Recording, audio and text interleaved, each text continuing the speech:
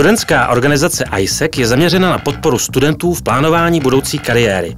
Nabízí zahraniční stáže, praxe u prestižních zaměstnavatelů nebo vedení vlastních projektů.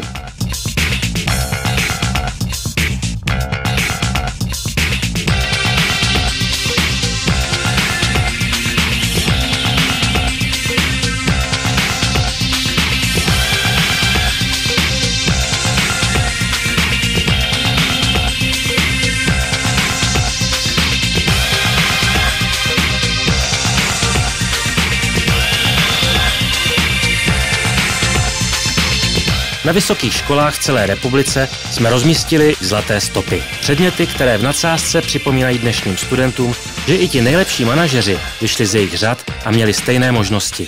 Předměty odkazují na webové stránky www.zlatestopy.cz, které obsahují rozhovory s úspěšnými absolventy a návštěvníky navádějí přímo na stránky ISEC.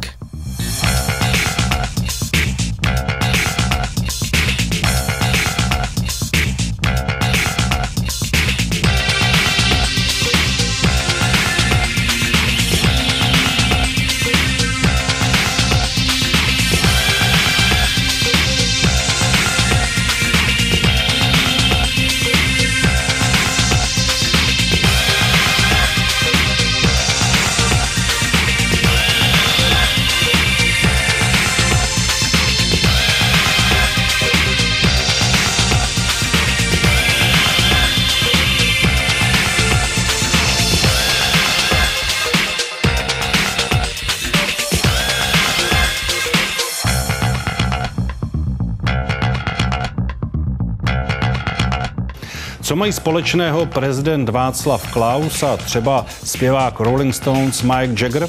Oba byli na zahraničních stážích, které organizoval ISEC. Na tomto kole chvátal Robert Chvátal za svou kariérou.